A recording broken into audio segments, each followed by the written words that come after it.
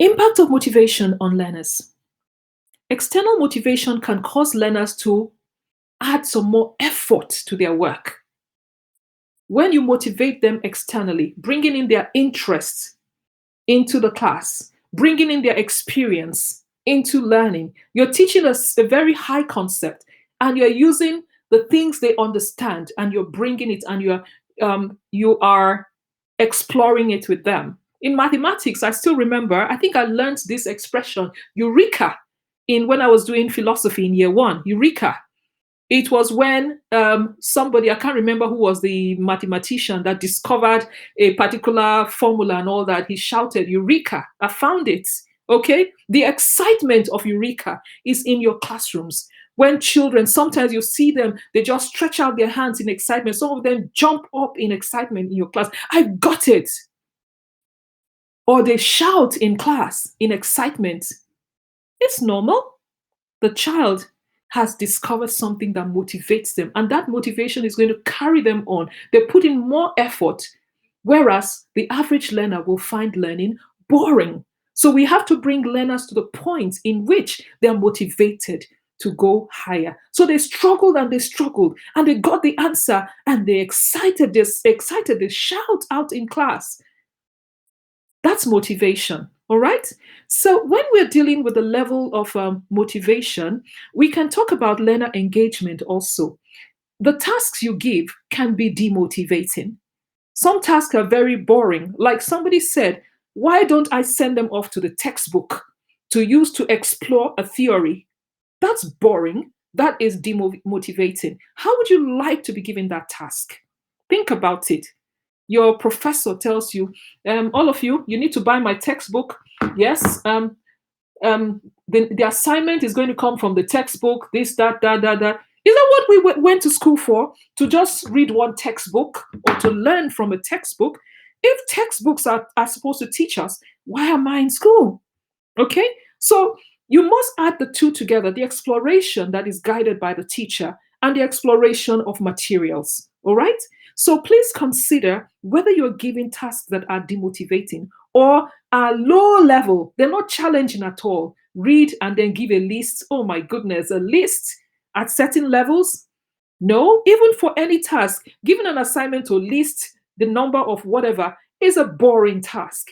If you want to give listing, give a higher level on Bloom's taxonomy of knowledge so that learners engage some more.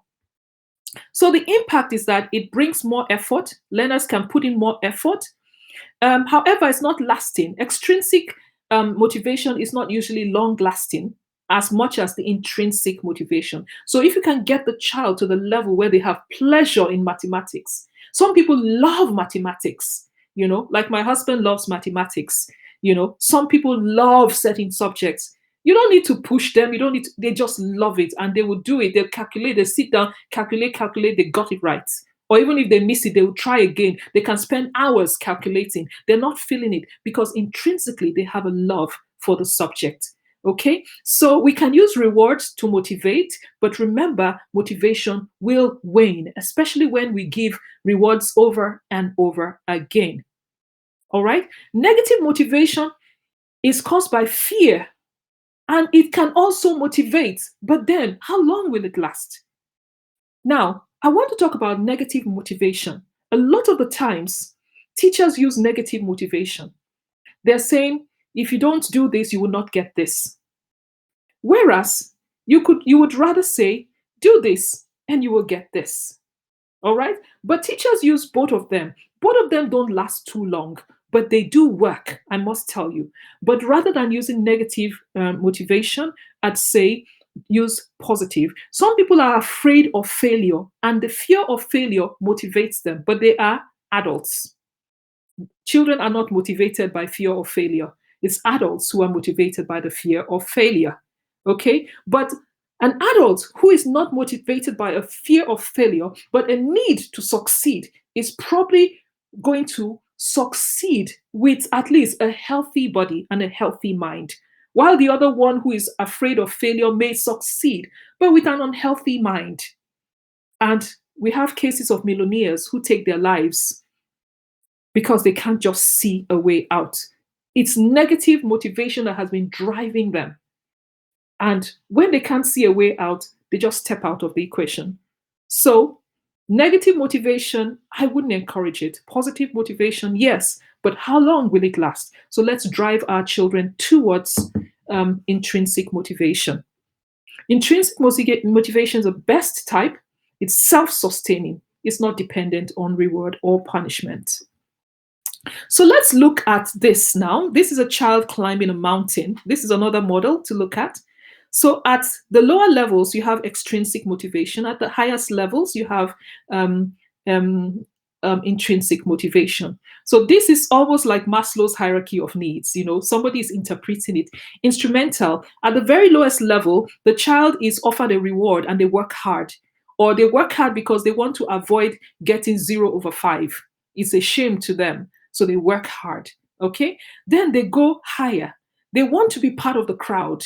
So if, for example, they want to be friends with the smart one in school, they have to work a little harder. So that's at the social level.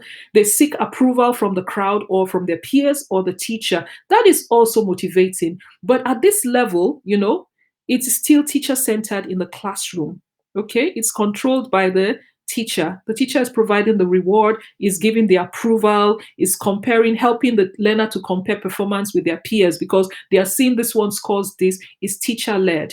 Then we go to the learner centered classroom where effort is being put and people are achieving. They're demonstrating evidence of learning. They're developing a growth mindset. Okay, they're actually making progress. But where ultimately we want the learners to be is at the level of self-actualization, where they are driven, self-driven.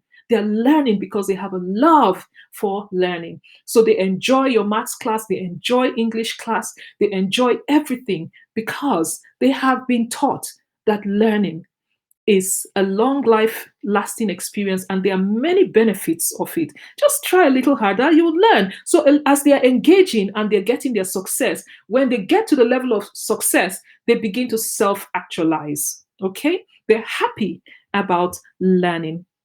And your classroom, that a classroom that motivates learners may be like this, you know.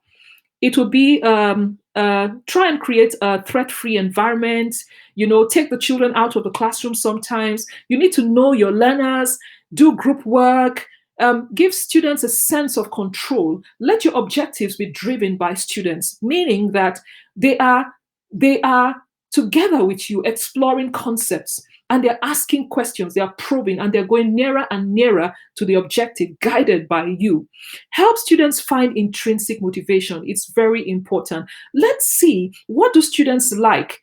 If you find out what they like, you can give them an intrinsic motivation by telling them that if they go further on this, they could end up like this. So suddenly they have something hidden in their heart that drives them on. Give praise when it is earned. Allow excitement in the classroom because it's all part of motivation. Finally, the benefits of self-motivated learning. It increases confidence in the learner and it brings perseverance.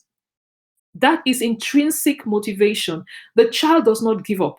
They keep trying and trying again because they know if they try, they will succeed with your help. It helps them to increase their learning capacity and helps them to achieve. They can go higher in achieving what you set out for them. Are there any questions?